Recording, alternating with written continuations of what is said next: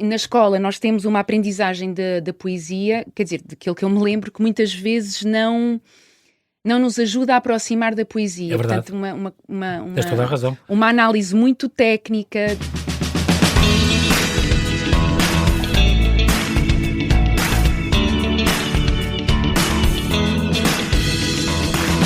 Tudo na minha convidada de hoje é natural e respira a natureza. A começar pelo facto de ter vindo de propósito de um parque natural para conversar connosco. É uma profissional independente nas áreas de criação artística multidisciplinar, conhecida pelas suas performances, teatros e eventos de poesia. Dá aulas, mas está sempre a aprender, a criar. Criadora multidisciplinar, volta e meia faz sessões de mediação de leitura no campo para miúdos e para graúdos.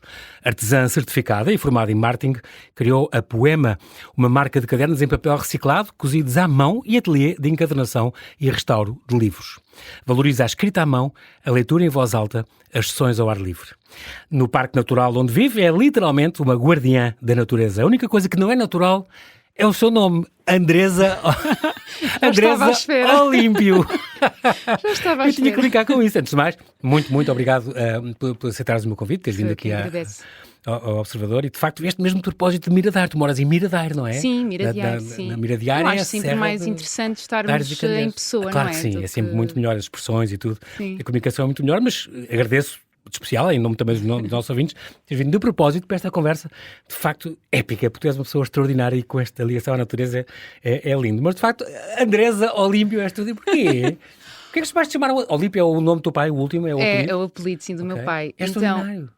não há assim uma história muito extraordinária. Ninguém se vai esquecer do teu nome. Mas eu nasci em 85, em dezembro, e nessa altura eram os pais que iam ao registro civil. As mães ficavam na maternidade Sim, com os seus sim. bebés e os pais iam ao registro civil. E o meu pai encontrou um senhor que não aceitou o nome que me foi, que foi Atribuído, combinado digamos, entre os que eles meus escolheram. pais, que era Andrea. Andrea, nem sequer Andreia, que hoje há muitas. Andrea. Ok. Então o senhor deu-lhe 3 opções. Andreia, o meu Sim. pai Não não quis. quis. Andrelina e Andresa. Andrelina, existe? Portanto, eu poderia ter sido Andrelina. Sim, Acho que fiquei bem, incrível. Andresa. Sim, Andresa, é engraçado que ao mesmo tempo as pessoas não se esquecem do teu nome, Andresa Sim. Olímpio, toda a gente vai se lembrar que é muito giro. Mas também ao mesmo tempo, isso quer dizer que toda a tua vida, tu nasceste na Covilhã, Sim, nasci na Covilhã. toda a tua vida as pessoas devem ter dito aqui Andreia, e tu não, Andresa, ia dizer com Z, não, com E. Sim, essa Tudo correção. mesmo a ver, essa sim, correção. essa correção Sempre. é um bocadinho chata. Sempre te É muito escreveste em chata. sítios e em escolas. E depois eu não tinha outro nome, cursos. outro nome para usar, porque eu tenho um segundo nome que Ok. também não é, que também Muito é invulgar, que é Milene. Que giro. Portanto, quer dizer, é mais fácil e Sim. ainda cheguei a usar algumas vezes quando me fartei de estar A corrigir de ter toda a que gente. ter as atenções sobre mim. Exato. A propósito do nome, porque nós quando começamos a falar, quando alguém tem um nome invulgar, quando começa a falar Sim. Uhum. e se apresenta em primeiro lugar, as pessoas ficam paradas na questão de como é que ela se chama mesmo verdade. e depois esquecem aquilo que nós vamos dizer ou que já dissemos. Exato. Mas bom, Relativiza logo. Milene, vou pôr porque acho piada. É para não esquecer também. tenho Rodrigues também, portanto já agora Rodrigues fica o nome. Olímpio, exato, Rodrigues completo. é o nome assim mais, Muito bem. mais comum. Tu vens desta zona agora, de Miradair, e portanto, e também estiveste na zona de Leiria, toda essa zona centro foi muito fustigada agora por estas Sim, tempestades. sim, Você sim. chegaste a estar sem luz e sem Sim, comunicações e sem água, por Sim, exemplo? Miradair pertence ao concelho de Porto de Mós, que pertence ao Ok. distrito de Leiria. Sim. Fica já ali numa pontinha. Aquele castelo lindo em Porto de Mós é uma Sim. coisa deslumbrante. E portanto, Sofreu muito. nós tivemos, pelo menos ali na minha zona, acho que na semana passada ainda havia pessoas, Sem- não quero mentir, mas provavelmente... algumas pessoas ainda tiveram quando isto for problemas para o ar, de se luz. calhar, sim. Mas eu pessoalmente tive até domingo, de quarta a domingo. Festa ali sem 5 luz. dias, sem Sim. luz. Então, água acabei por água sair. também ou não? Também tive um dia sem água, acabei por sair, por ir para casa de familiares. Sim, pronto, claro. Tenho Pronto. filhos pequenos, então achei Tens que era dois mais rapazes, não é? confortável, Dois sim, rapazes. dois meninos, Sim, era mais uma confortável chatice. sairmos e estarmos num sítio Comunicações assim. também notas, ou tu não és muito de estar agarrado ao telefone? Não, nem é questão de estar agarrado ao telefone, é que é necessário, não é? Sim. É necessário. Para não seja em alturas de nota-se- como foi, nota-se tempestades, de muito crise. E ainda se nota na Há internet, zonas por que ainda- exemplo, pois. sim. E nesses dias, sim, eu só ouvia rádio no carro, por acaso, ouvia rádio para perceber o que é que estava a acontecer. Exatamente, a parte da situação. E só no domingo, quando estava em casa de familiares, é que me apercebi, é que fui ver as notícias. Saí na sexta, penso eu, de Miradair. Fomos a Orém ainda a ajudar a cortar umas árvores e tal, Sim. ajudar algumas pessoas amigas. E depois só no Percebeste domingo... logo da dimensão, ou só na televisão que tu viste? Não, mesmo em Miradouro, sim. Tive amigas que tiveram problemas nos telhados, as árvores caídas. As chaminés, as coisas, as árvores. Mas, como estava a dizer, só no domingo é que me sentei para ler as notícias e com calma. Enfim, percebi o que também estava a acontecer. E também fui a Leiria nessa altura, portanto... Sim, e assististe, Leiria, naqueles primeiros dias era um cenário de guerra. Era Kiev. Impressionante. Tenho amigos meus lá que me falavam disso, João, e mandaram uns filmes e umas fotos, tu não tens noção, parece que passou aqui um tufão. Sim, só que acontece é que agora parece que as coisas acalmaram, mas há muitas pessoas que precisam ainda de ajuda. Sim, claro. Muitas mesmo. Muitas. E, portanto, este assunto deve ficar... deve continuar a ser falado. Sim, não se pode também correr toda a gente ao mesmo tempo e rapidamente, embora já estejam fundos e coisas previstos, mas... É complicado também provar e mostrar e seguros e com essas complicações todas nesta altura, mas de facto foi uma parte de sofrimento, uma altura de sofrimento e de complicação. E então faltar a água, faltar a luz, isso não tem noção. E as comunicações, como em tanta gente, eu percebo, depois vi os postos todos caídos, a gente percebe porque é que aquilo de facto não funcionava. Muito bem, tu para já, e falámos do Parque Natural e de onde tu vens, Miradouro é mesmo no Parque Natural das Serras de Aire e Candeais. Aquele maravilhoso relevo cárstico, aquele calcário. Sim, agora temos o Polos com muita água, o Polos Miraminte, com muita água, e pode-se andar de caiaque. Isso é um lago? Fica uma espécie de lago, é isso? Não, é uma depressão. Ok. Portanto, e agora fica, com as chuvas, fica um lago. Nós temos floresta no inverno, aliás, no verão, e no inverno, com as chuvas, fica cheio de água. Mas que dá para caiaque? Dá. Eu ando quase todos os anos. Os teus filhos, que são super atletas, devem adorar. Vão para lá. Adoram. Imagino que sim. Mas é engraçado, eu falei do Parque Natural das Serras de Aire e Candeeiros, porque não só porque é o mais importante repositório do calcário, deste calcário em Portugal, é uma zona muito importante para a natureza, onde nidificam mais de 100 aves e tal, é uma zona muito, muito bonita e importante, tem as famosas grutas, que toda a gente conhece. Uma vez contaram-me, Andresa, que só para fazer a A1 e ligar a A1 finalmente, a partir até do carregado, em frente e tudo aquilo até lá acima, até à Milhalhada, que acho que era onde depois começava mais à frente, atravessaram aquela serra com a autoestrada e descobriram nas obras 20 e tal grutas grandes, possíveis de explorar, mas que, com o andar da obra, diz que tamponaram e fecharam para um dia se poder ir visitar e conhecer, porque provavelmente há outras das Moedas e de Santo António, como aquelas que os Alvados. As grutas de Santo António, de Alvados, e temos mais algares. Muitos algares. Algares que são mais pequeninos e através de pessoas que percebem muito espeleologia, exato. Sim, nós conseguimos descer. Um bocadinho só, não é aquelas com as catedrais lá dentro e os salões, sim, não, mas são descidas, que e que descobriram uma série delas e, portanto, fecharam porque aquilo, para a obra continuar, mas deixando um alçapão, uma coisa preparada para um dia se explorar, porque havia muitas, aquele relevo, de facto, presta-se a isso. E tu, portanto, és uma das guardiãs da natureza. És uma das 14, pelo menos as que estão documentadas lá no Sim, as Guardiãs da Natureza são um projeto da Business as Nature, que é uma organização não governamental e, portanto, identificam várias zonas, quer dizer, vão identificando, é um processo que já começou há algum tempo e vão acrescentando zonas. E nessas zonas, as mulheres que trabalham com algum tipo de arte, ofício ou... enfim, que se dedicam a algum tipo de negócio de dinamização que tem em conta a sustentabilidade da natureza. No teu caso. Portanto, elas agregam-se a esses projetos. Para a recuperação de ecossistemas, conservação da biodiversidade. Nessa zona, principalmente, não só pelos projetos que faço em meio natural, como a Roda de Leitura e outros, mas também por causa da Poema. Que é uma marca que trabalha com papel reciclado.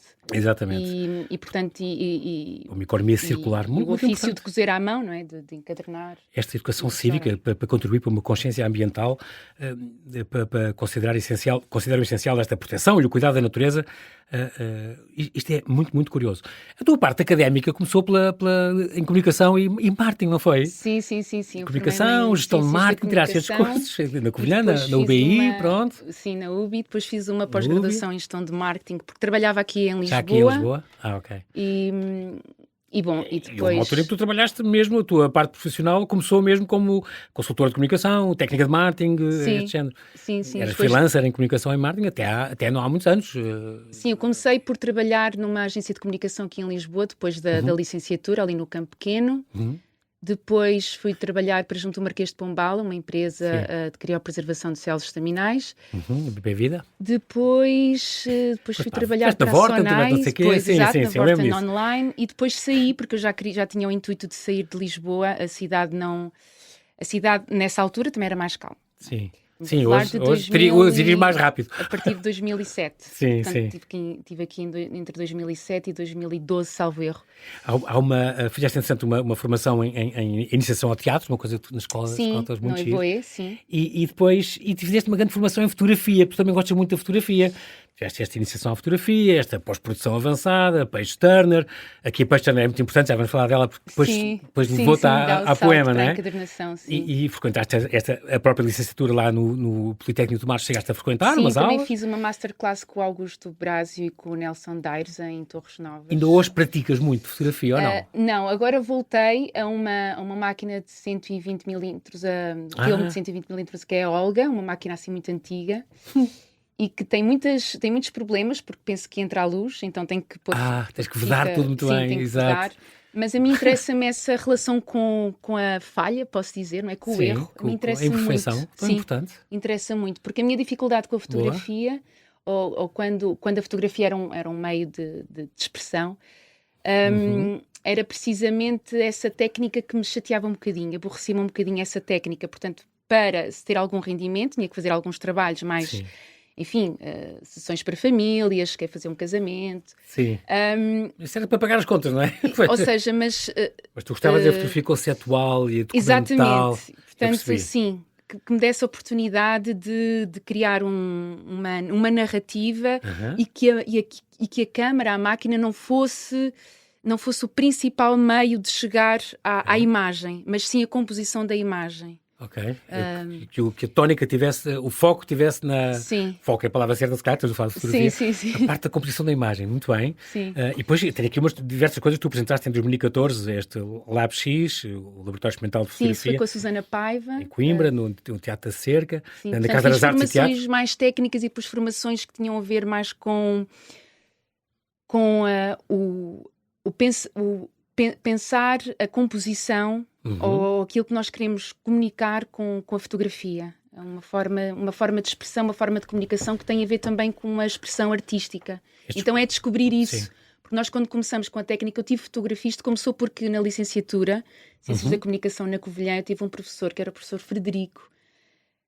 Nunca mais esqueceste, que há aqui uma homenagem. Não vou esquecer dele. Eu penso que ele já era professor de quê? De fotografia. Pronto. Dessa área. Nós tivemos mesmo fotografia e, portanto, tivemos mesmo no laboratório a aprender o processo analógico. Isso é apaixonante. Portanto, com um ampliador e aquelas coisas todas, e os banhos, revelador, fixador. Sim, todo esse processo. Eu fazia isso com o meu pai. E aquela disciplina foi... E ver aquilo a aparecer devagarinho no revelador. Aquela magia, maravilhoso. Não é? É lindo. Hoje não tem nada a ver. E mesmo com o digital não tem nada a ver. Com o digital. Pois não. Tiras 200, naquele tempo tínhamos que ver, pensar muito bem em cada foto, que os rostos tinham 24 ou 36, acabou. Não podemos falhar. Era extraordinário.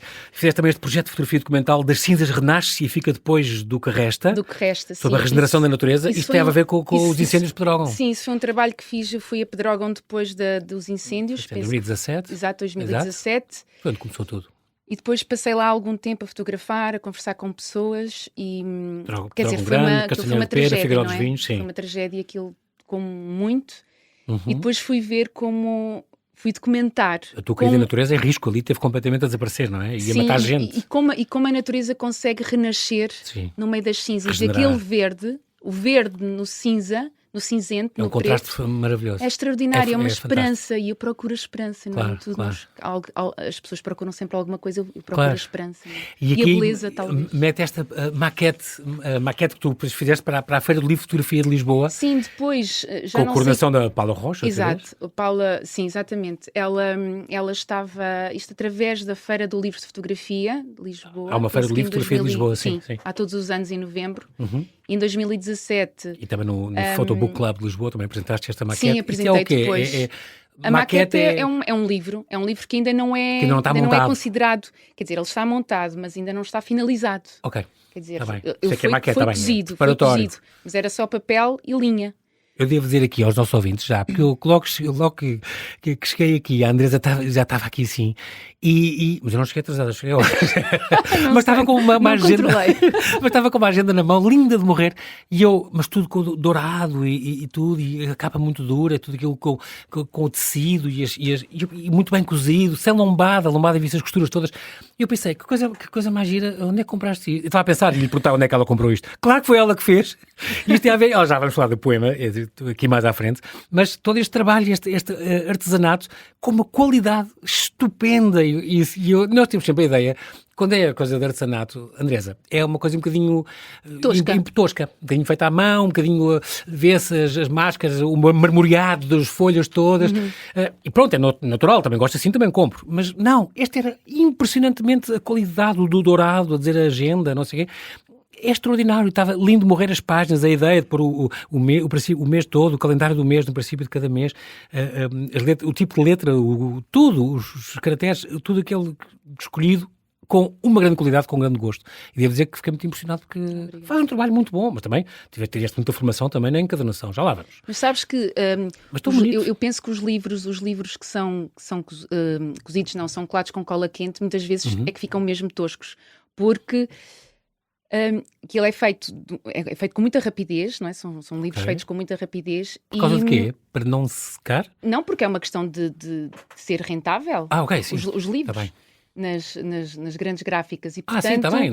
Eles depois ficam partidos. Pensava que estavas a dizer não, estou a dizer que neste caso, eu penso que no caso dos livros, da encadernacção manual, ela é mais cuidada do que um livro colado. Corrente, exato, sim, normal. Muito cuidado e, de facto, nota-se o que é extraordinário. Fotografia, portanto, estava a falar desta tua formação e estes projetos de fotografia conceptual e documental também, como fizeste. A partir de 2017, então, foi um ano de epifania para ti, revelador. Tornaste uma profissional independente nas áreas da criação artística, multidisciplinar, a mediação da leitura, na performance. Tu querias a roda de leitura, por exemplo, nasceu nessa altura, em 2017. Sim, curiosamente nasceu nessa altura. Foi uma proposta para criar um projeto para crianças.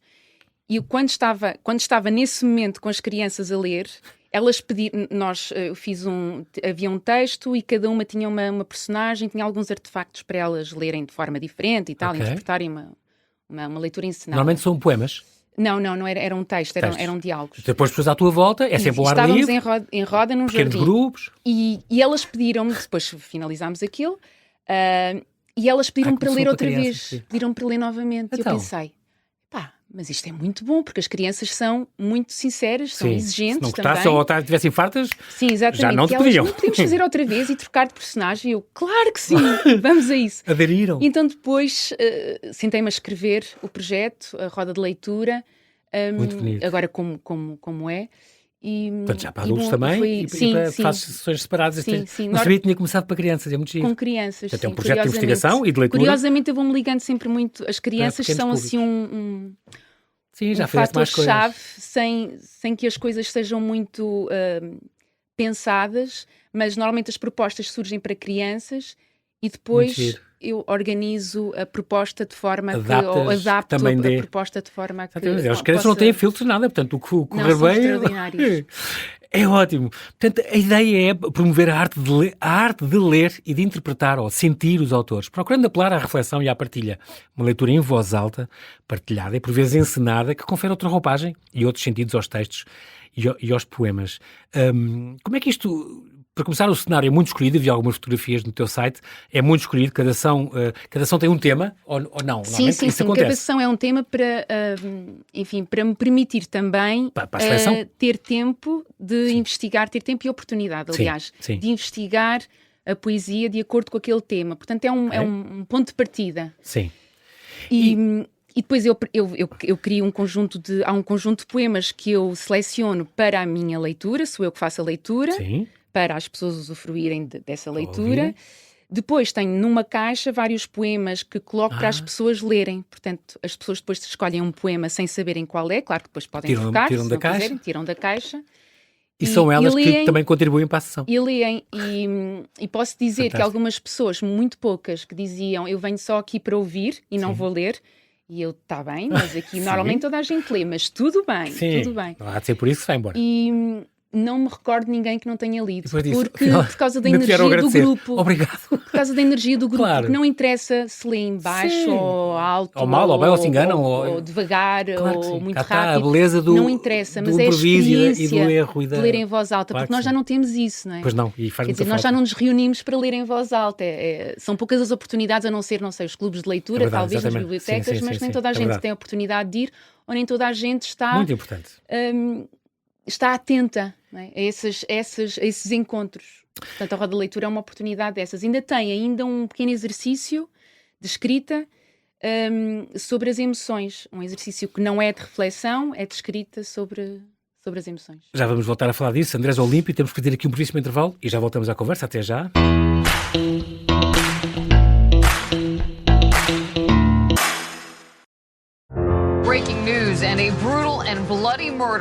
O Renato estava apático. Parecia que não estava lá. As testemunhas, as mensagens e os vídeos que ajudaram a polícia a desvendar a forma como Renato Seabra assassinou Carlos Castro em Nova Iorque. Estes são os bastidores nunca revelados da investigação a um crime brutal. Olha para o espelho, o que é que tu vês? E tu achas que o miúdo com 1,85 m, lindo de morrer, vai se apaixonar por ti? Os Ficheiros do Caso Carlos Castro é uma série para ouvir em 6 episódios que faz parte dos Podcast Plus do Observador. É narrada por mim, Joana Santos, com banda sonora original de Júlio Rezende. Estreia a 7 de abril. Os Podcast Plus do Observador têm o apoio da Kia.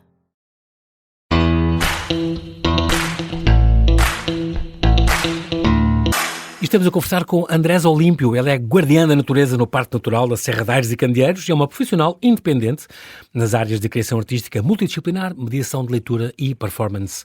Estamos a falar desta roda de leitura, que é uma iniciativa extraordinária, tem esta missão de honrar a ideia de que a leitura e os livros são as melhores formas de resistir às ameaças da massificação ideológica e do pensamento acrítico, do consumismo e tal. É muito importante. Escolhe sempre um cenário bom ao ar livre, que a ideia é essa, e fazes uma leitura performativa. A sessão integra este exercício de escrita sobre as emoções, que tu divides em 2 momentos, tudo isso faz parte de cada sessão. Tens isto para crianças e tens isto para adultos, e já fizeste em Alcanena, em Mindi, Covilhã, e Porto Mós, Alvados, Ancião, Torres Novas, muito Tomar, muito Ceia, São Bento, tudo, muitas aldeias. Os temas mudam. Estou-me a lembrar de um que também está fotografado, que é o de poetizar a paz, por exemplo, que foi dentro do castelo de Torres Novas. E que no mês seguinte fizeram a Paixão, aqui no jardim do hotel, em Alvados. E depois tu confrontas também o tema. Este foi a Paixão, por exemplo. Então havia textos da Ana Luísa Amaral, do Camões, do Nuno Júdice, da Florela Espanca, David Marão Ferreira, o Rui Bela, etc. Alexandre O'Neill, uma série de autores. Quando tu escolhes, és tu que escolhes sempre? Sim. Tem que ser, não é? Ou tens já amigas que te ajudam a escolher? Não, escolhes tu. Não, sou eu que escolho. E subordinado um bocadinho este tema, que é o tema escolhido. Sim. Procuras só eu tenho assim uma novos... dica. Normalmente nos livros que tenho post-its. Ok. E então vou anotando. Eu escrevo muito em livros, a lápis, como claro. Marginal e assim. Também pratico. Mas por acaso, a lápis não. Mas ajuda muito. E muitas vezes tenho ficheiros onde coloco, onde quando vou lendo o livro, já vou colocando essa nota, não é? Sim. Quer dizer, neste tema posso usar isto. Vou colocando assim estas listas de uma referência para quando precisares ir buscar, já tens tudo. É mais fácil, claro. Sim, é mais fácil. A importância de ler em voz alta, isto é importantíssimo, da oralidade. É o mais importante que há, é extraordinário. Sim, a oralidade trabalha, quer dizer, nós trabalhamos a dicção, trabalhamos a colocação de voz, trabalhamos a intenção e ouvimos-nos, e os outros ouvem-nos, e isso dá-nos um sentimento de pertença. E não só, um sentimento também de existência, de concretização, porque se nós tivermos um trabalho em que nos sentamos ao computador, ou, enfim, outro tipo de trabalho em que estamos constantemente calados, ou só a conversar sobre coisas banais, ou fazer comentários, nós não exercitamos esta capacidade que temos de saber como dizer e o que dizer, não é? E além disso, isso é uma parte mais física. Isso é uma parte mais física. Tu dizes, porque ler em silêncio, o teu corpo não se envolve. Não, é muito diferente, é mais mental. É mais mental. Ler alto tem um método físico. Claro, além disso também depois há a emoção e há a intenção que eu quero colocar naquelas palavras. E a emoção também tem que ver com aquilo que eu estou a ler, com a experiência que estou a ter com aquele poema. Portanto, eu costumo dizer que o poema permite, é uma ligação entre o poeta, entre quem lê, aliás, quem escreve, quem lê e quem ouve, no caso a leitura em voz alta. Este triângulo, este triângulo amoroso pela palavra. Sim. É giro, estás a falar nisso e eu estou a pensar que isso é muito engraçado. Quando tu fizeres faz-te conta, a mesma ação com o mesmo tema daqui a um mês, já não é igual, tu não vais ler da mesma maneira, já és outra pessoa. Sim, não vou ler da mesma maneira e as pessoas são diferentes, a energia da sessão é diferente. E se calhar o tempo também conta, tudo conta, os passarinhos ouvirem-se conta, o barulho da água se houver, tudo isso muda, não é? E a intenção de também fazer estas sessões em meio natural é exatamente, em primeiro lugar, para as pessoas perceberem ou para se relacionarem mais com a floresta e com a natureza, porque estamos muito, muito desligados e não é só na cidade. É verdade. Muitas vezes mesmo na zona onde eu vivo ou nas zonas circundantes, há muitas crianças dentro de casa, há poucas crianças na rua, porque agora as ruas são dos carros, não é? Mesmo em sítios muito pequeninos, portanto não há muitas crianças na rua. Brincar na rua e no exterior. Portanto também eu felizmente tenho a oportunidade de ter encontros de comunidade em que as pessoas saem, as crianças saem, estamos todos juntos. Mas nem todas as pessoas têm isso pelos seus horários de trabalho, pelas suas vidas, enfim. Mas esta integração com o meio natural também equilibra a energia. A nossa energia eletromagnética é muito equilibrada com o estar na natureza, principalmente se estivermos descalços, mas não estando ou não podendo. Uma corrente que passa. Só sentir aquela energia, não é? Aquela calma, até o som dos pássaros, enfim, se for oportuno. Isso é muito importante, mais do que nós pensamos, e estamos a dar pouco valor a isso, até para a saúde mental. Importante. Como é que as pessoas podem contactar, isto é, podem ir ao teu site, andresolimpio.com, para, por exemplo, combinar mais sessões dessas? Uma pessoa em Ferreira dos Edros quer fazer uma sessão dessas? Sim, basta contactar-me, sim. Eu já fiz sessões em bibliotecas, em bibliotecas. Havia tanta floresta ali? Quando o tempo muitas vezes não ajuda, claro. Fazemos no interior, não há problema nenhum. Mas isto é possível replicar noutros sítios com outros temas, ou com outros temas, mas noutra terra com outras pessoas é diferente. Já tens isso até preparado. Quando eu façço sessões, eu divulgo nas minhas redes sociais, mas por norma são os espaços que me contactam para... Claro. E ainda continua a acontecer de vez em quando, todos os anos? Sim, no ano passado penso que não. Não, no ano passado não fiz, porque estava muito dedicada a um projeto longo de criação para a infância em jardins de infância. Ok. E, portanto, eu tinha todos os meses que ter uma proposta nova. Sim. E portanto, era difícil concentrar-me na roda de leitura. Muito, muito importante esta questão do poder da palavra e também... Sentes muito que as pessoas... tens amigas ou seguidoras, como há muitas destas terras são muito perto umas das outras, que querem ir a todas e vão? Sim. Há umas que repetem. Sim, aconteceu, sim. Um tema vai variando, também nunca é igual, não é? Sim, acontece, sim. Mas, de facto, o poder da palavra é uma coisa tremenda, não é? Sim, e principalmente porque quando iniciei a roda de leitura, os comentários que eu vi era que isto não há estas sessões, isto não encontro uma sessão destas, então as pessoas não se importam de se deslocar, principalmente porque são sessões pontuais. Não são feitas com muita regularidade. Exatamente. E, portanto, essa experiência... Na escola faz-se isso. Na escola há sessões de leitura, mas eu acho que, por exemplo, nem todos os alunos leem ao longo de um ano. Eu já fiz em escolas, eu já fiz várias... Devia estar nas aulas, no currículo de português. Sim. Acho que nem sempre está.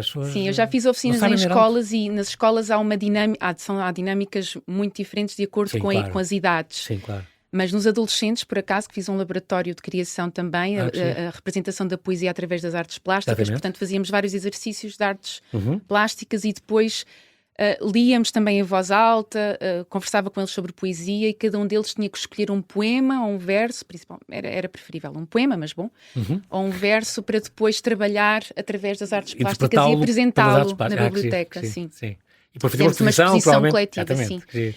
E eu acho que nessas idades eu encontrei alguma resistência até a conversarem sobre si próprios. E alguma resistência até às propostas, que pareciam um bocadinho absurdas. Rapazes e raparigas? Sim. É porque eu estou a dizer isto porque realmente os rapazes é mais... Nisso não falam, os homens não falam, diz-se, os homens não gostam de falar de emoções e são mais contidos nisso. Não encontrei assim uma diferença nenhuma em relação ao género, não. Claro que há dinâmicas, há pessoas que têm, há crianças, aliás, há adolescentes, que estamos a falar de adolescentes que têm alguma vergonha. Sim, claro, o pudor e os colegas. Ficam intimidados. Sim, claro. Enfim, e quem entra e quem faz um trabalho na escola tem que compreender essas dinâmicas e o professor, nesse caso, é um professor atento. Neste caso, a professora era muito atenta. Deu-me à partida já algumas indicações sobre essas dinâmicas e como ultrapassá-las. Entre várias, entraste como atriz ou como performer, estou a ver aqui o Atlas, o físico, estes movimentos diferentes. Sim, o Atlas foi a primeira performance que fiz, foi em 2012, no Teatro Virgínia. Teatro Virgínia em Torres Novas? Sim. Também filmes, também entraste nesta 15 minutos de vantagem, por exemplo, uma curta-metragem. Gostaste dessa experiência do cinema? Sim, gostei, mas o teatro amador, eu comecei com teatro amador, o teatro amador deu-me uma ligação ao texto que me agrada muito. Okay. Eu trabalho em grupo. Sim. Mas ao longo do tempo eu percebi que era na performance que a minha expressão se potenciava mais. Se concretizava, sim. Porque a performance é uma ferramenta de um trabalho que começa na escrita, a meu ver. Ou seja, nós temos uma ideia de expressão, ou de comunicação, ou de interpelação ou interpretação? Interpelação. Obrigada. Sim, exatamente, tudo bem. E, portanto, essa construção depois pode ser apresentada através do corpo, através das ações. E, portanto, essa experiência serviu-me para eu perceber que o meu caminho seria... Era mais por ali e não tanto por outro. Estou agora a pensar neste há 5 anos, houve este espetáculo de leitura performativa muito bonito que tu fizeste, com a Fernanda Colares Borghetti, que também é uma amiga tua, uma escritora, e a Rita Damasio, que é uma cantora, e aliás que se formou em estudos africanos, uma coisa que juntava poesia e canção. Eu vi sessões disto tão gravadas. Isto é lindo de morrer. Sim. Onde foram buscar poesias, da investigação de poesias de mulheres de Pá Lopes, um projeto feminino não feminista, acho muito difícil vocês dizerem isso, atenção, mas onde leram Sofia e Maria do Rosário Pedreiro, Leonor Almeida, Noémia de Sousa, uma de Moçambique, uma de Angola, de Cabo Verde, da Guiné, de São Tomé e Príncipe, do Brasil, uma série delas.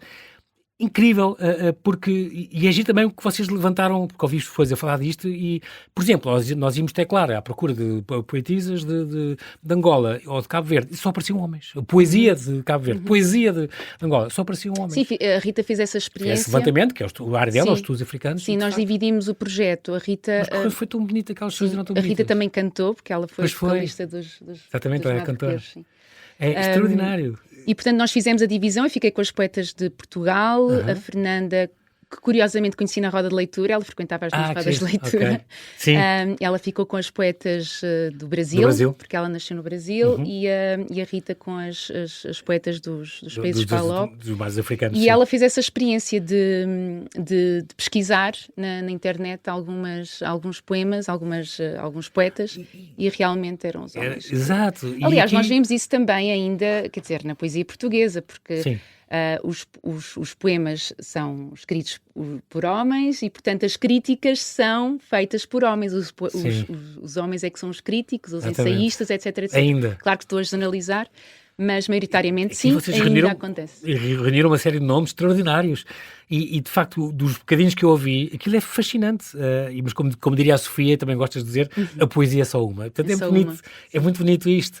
Também é uma coisa que se pode levar, volto eu à minha, pode-se levar a outros teatros um dia? Sim, ou é mais complicado? Sim, não.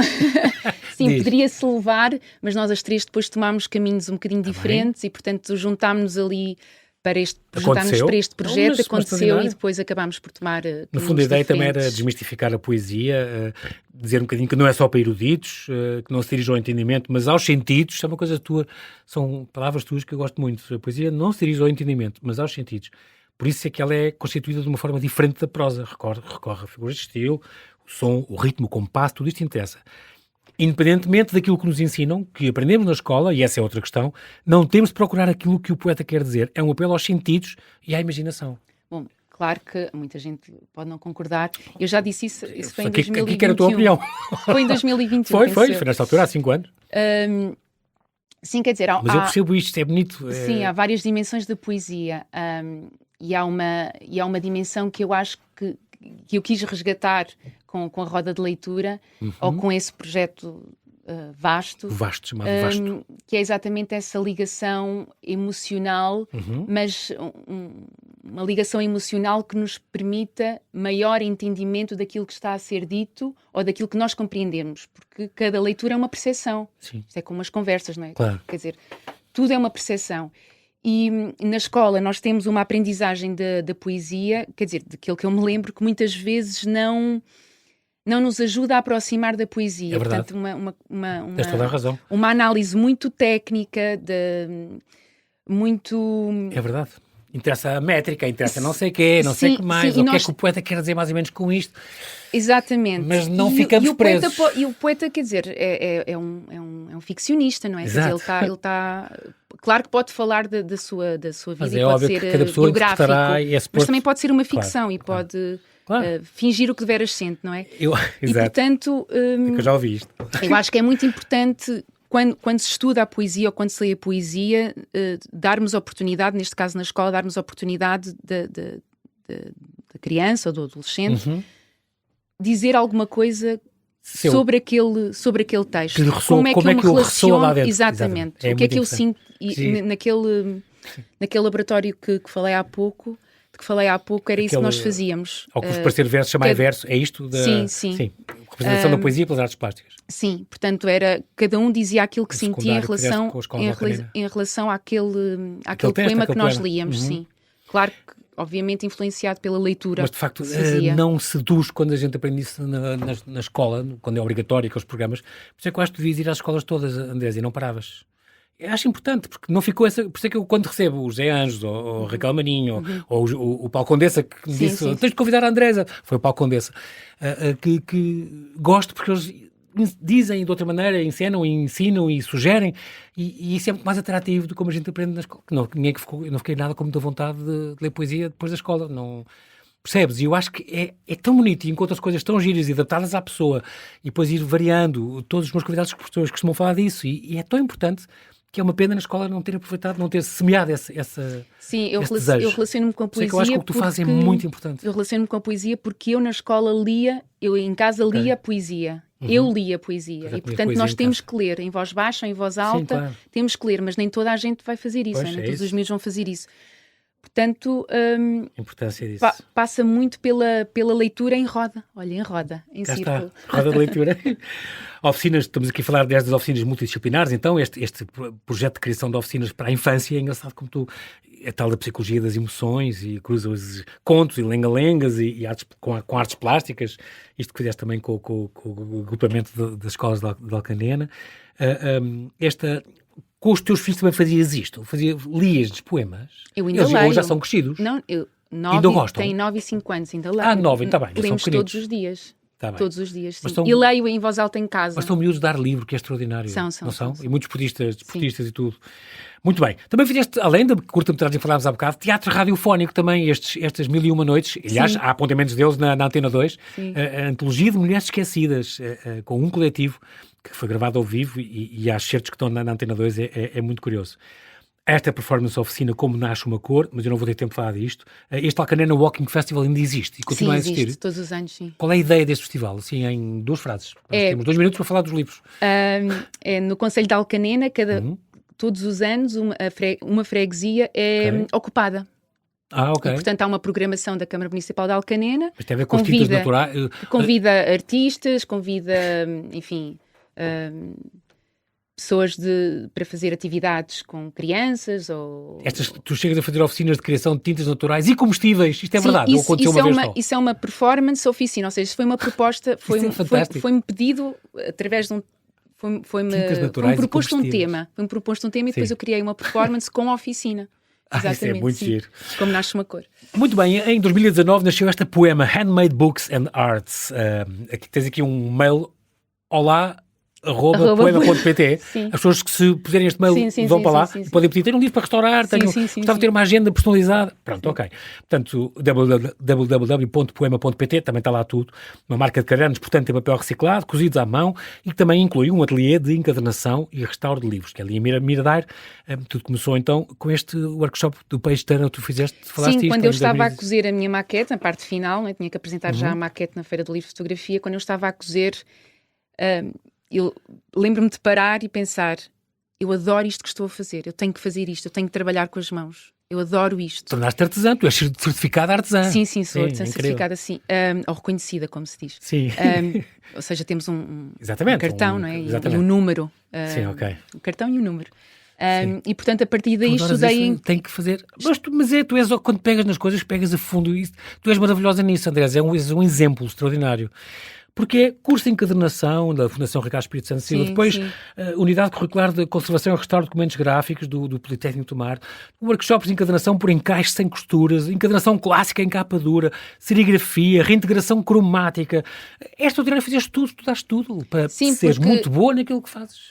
Por sorte tenho o IPT ali ao pé, o Instituto Politécnico do Mar, que tem o curso de Conservação e Restauro, mas eu não consigo frequentar a licenciatura, portanto fui tirando unidades isoladas. Exatamente. Ou seja, eu inscrevo-me como aluna externa e faço a disciplina como todos os outros alunos. Muito bonito que assim estás nesta rede de pequenos negócios e marcas feita à mão em Portugal. Sim. É lindo isto. E depois o fazer lento, o atento, o único, fazer o único, objetos sempre muito específicos e únicos, a privilegiar as técnicas artesanais, papel reciclado, os recursos naturais, valorizar a importância do trabalho manual. Tu és ótima, porque é isto. A encadernação tem isto, não é? Além que é com livros, que é uma coisa... Trabalhar por amor. Por amor, com amor. Completamente, exatamente. Tu também constróis estes cadernos cozidos, claro. Há clientes que te procuram para... Sim. Se forem pergaminhos e coisas antigas, já não. Com peles e sim, trabalho assim. Com pele também. Sim. Ou cor, ou aqueles livros muito antigos. Consegues fazer isso tudo? Sim. É extraordinário. Muito bem. E, portanto, se as pessoas quiserem contratar e precisarem dos seus serviços, o site do poema.pt... Da poema.pt, sim. Está bem. Ou andresolímpio.com. Pronto, então andresolímpio.com, já sabe. Também é o site dela para restaurar, encadernar, participar de uma roda de leitura, convidá-la para isso, convidá-la para performance. Já sabe, tem aqui este site, andresolímpio.com. E, Andresa, quero agradecer muito teres vindo aqui. O nosso tempo voou, ficava mais uma hora a ouvir as tuas experiências, as tuas performances. Muito bonito. E este amor que tu tens à vida e natureza, aos teus miúdos, à leitura, ao ler alto, às escolas que também tens, à poesia e aos livros. E acho isto uma coisa única. É uma vida muito inspiradora e muito obrigado. Tudo de bom para o teu poema. A tua vida é um poema. Muito obrigado.